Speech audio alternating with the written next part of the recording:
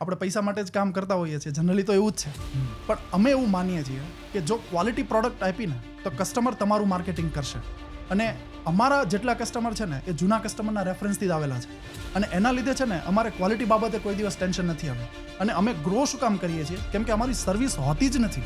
Hardly અમારે 2-3 customer હોય છે કે જેના સર્વિસના ફોન આવતા હોય છે, કેમ કે અમે પ્રોડક્ટ જ ક્વોલિટી ઇન્સ્ટોલેશન કરેલી છે. પણ લોકો શું કરે છે, અત્યારે ટેમ્પરરી સક્સેસ માટે બધી વસ્તુ આપી દેવાની. કસ્ટમર એમ કહે છે આ કરી દેશો, હા કરી દેશો, આમ કરશો કરશું, આવી રીતે આપશો. ઘણીવાર તો કસ્ટમર એજ્યુકેટ કરે છે સોલાર વેન્ડરને કે ભાઈ પહેલાં આ લોકો આવું આપે છે, તમે કેમ આવું આપો છો? ત્યારે એને ખબર પડે કે નહીં, આવું તો આપવું જ પડે. 7+ યર્સનો અમારો એક્સપિરિયન્સ છે.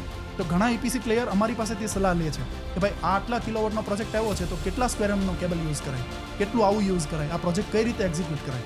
પણ એ પોઈન્ટ ઉપર હંમેશા અમે એ જ વિચારીએ કે ભાઈ એ EPCમાં ફાયદા કરતાં કસ્ટમરનો ફાયદો થવો પડે.